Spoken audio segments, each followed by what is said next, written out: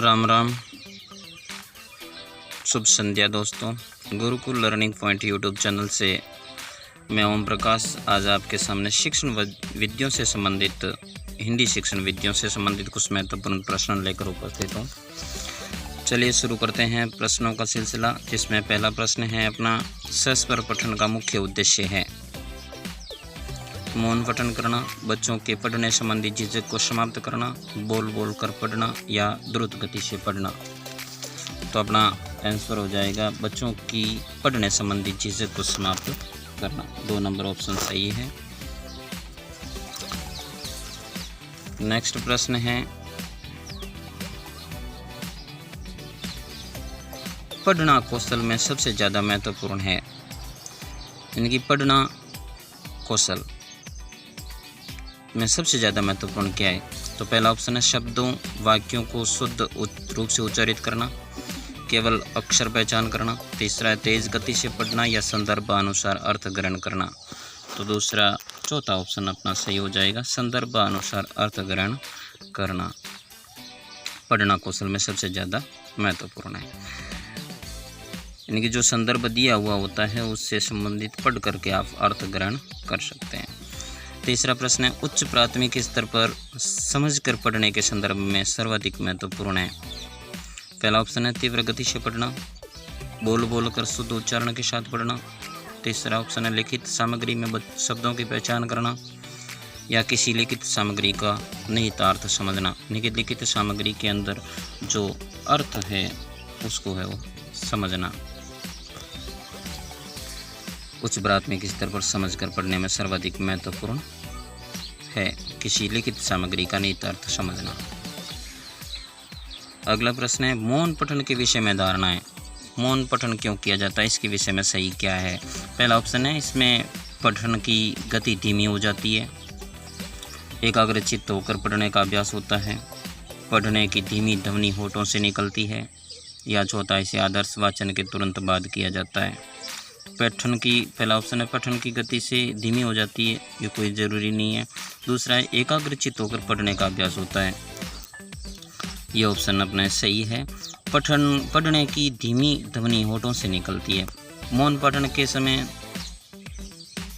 ध्वनि है वो होठों से बिल्कुल नहीं निकलनी चाहिए। और चौथा ऑप्शन है इसे आदर्श वाचन के तुरंत बाद किया जाता है, गलत है, क्योंकि आदर्श वाचन के तुरंत बाद अनुकरण वाचन किया जाता है। तो अपना ऑप्शन सही हो जाएगा 2 नंबर। एकाग्रचित्त होकर पढ़ने का अभ्यास होता है मौन पठन के विषय में। मौन पठन करने से है वो। नेक्स्ट प्रश्न पढ़ेंगे वाचन के समय पुस्तक की आंखों से दूरी कितनी होनी चाहिए? 9 इंच, 10 इंच, 11 इंच या 12 इंच? उत्तर सही हो जाएगा 12 इंच। 12 इंच है वो पुस्तक की आंखों से दूरी होनी चाहिए। अगला प्रश्न है निम्नलिखित में से किस स्थिति में आप कहेंगे कि पठन हो रहा है? अनुमान के साथ भाव ग्रहण करना, उचित गति एवं प्रभाव, प्रत्येक शब्द का सही उच्चारण, ध्वनि का उतार चढ़ाव। ध्वनि का उतार चढ़ाव का हो या उचित गति का प्रभाव का हो, एक ही है। प्रत्येक शब्द का सही उच्चारण होता है, लेकिन उच्चारण के साथ साथ भाव ग्रहण है वो इसमें करना चाहिए। तो अनुमान के साथ भाव ग्रहण है वो सही आंसर हो जाएगा।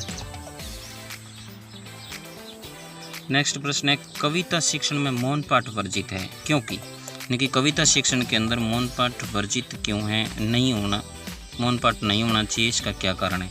कि समय का दुरुपयोग होता है? नहीं। छात्रों का अवधान बाधित होता है, इससे रसानुभूति में व्यवधान होता है, शिक्षण का प्रभाव समाप्त हो जाता है। तो तीसरा ऑप्शन सही हो जाएगा, इससे रसानुभूति के अंदर व्यवधान उत्पन्न होता है। व्यवधान यानी कि बाधा पहुंचती है। यानी कि कविता लय और ताल के साथ अगर गाई जाती है तो उसमें आनंद कुछ अलग ही होता है। तो मौन पाठन करने से इसमें रसानुभूति की में व्यवधान पड़ता है, बाधा पड़ती है, इसलिए ये अपना सही है। 8वां अगला प्रश्न है अपना लेखन से संबंधित नहीं है। बैठने का उचित ढंग लिखने से संबंधित नहीं है, शुद्ध उच्चारण, लेखनी पकड़ने का ढंग, या चौथा ऑप्शन है आँखों से कागज़ की दूरी। तो बैठने का उचित ढंग लिखने से संबंधित है, लेखनी पकड़ने का ढंग, ये भी लिखने से संबंधित है। आँखों से कागज़ की दूरी भी उचित दूरी होनी चाहिए, ये भी लिखने से संबंधित है। लेकिन शुद्ध उच्चारण है वो बोलने से संबंधित है, लेखन कौशल इसमें नहीं आता है।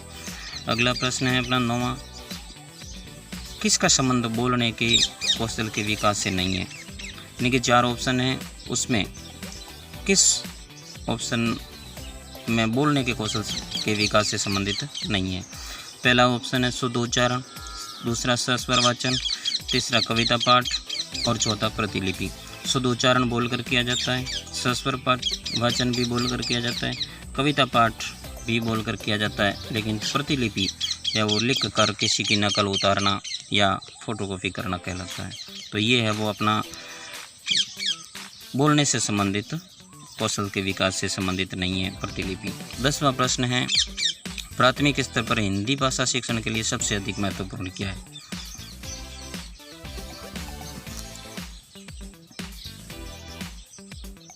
भाषा प्रयोग के अवसर, पाठ्य पुस्तक, उच्च स्तरीय तकनीकी यंत्र या व्याकरणिक नियमों का स्मरण। तो अपना उस आंसर से हो जाएगा भाषा प्रयोग के अवसर।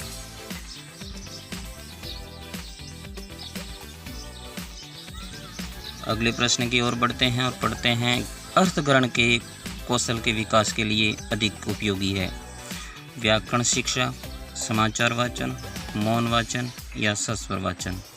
अर्थग्रहण के लिए सबसे उपयोगी कौशल कौन सा है? देखो, मौन वाचन।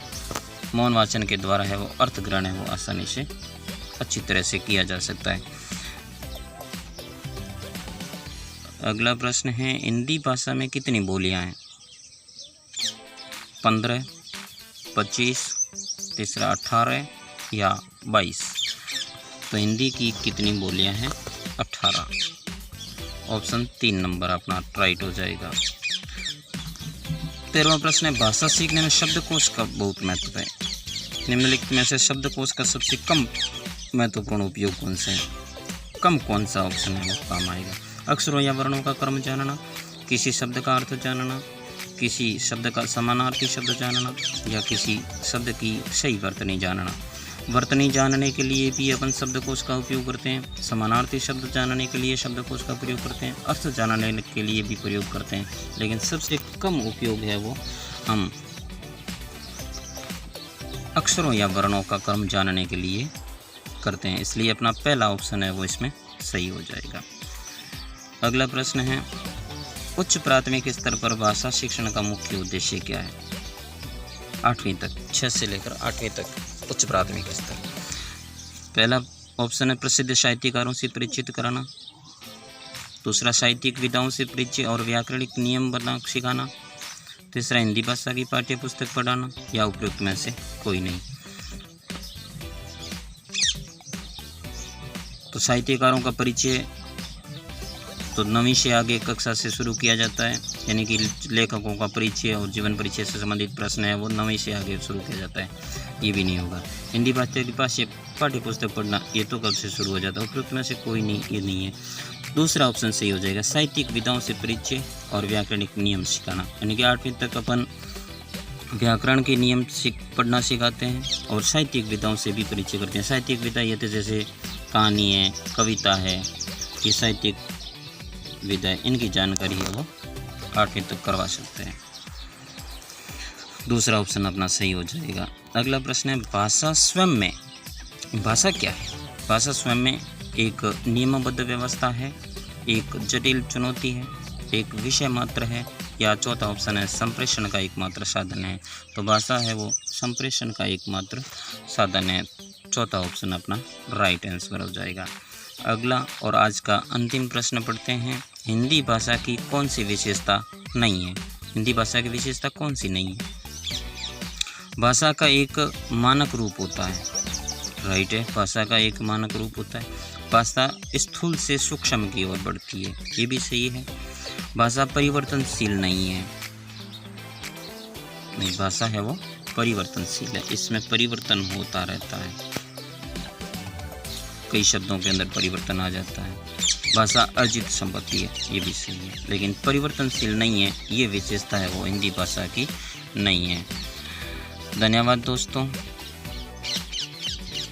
वीडियो अच्छा लगे शेयर करना, और जो नए है जो जुड़े हुए हैं इस चैनल पर, तो अपना चैनल सब्सक्राइब कर लेना, ताकि आपको आगे आने वाली वीडियो है वो आसानी से तुरंत नोटिफिकेशन है वो मिल जाए।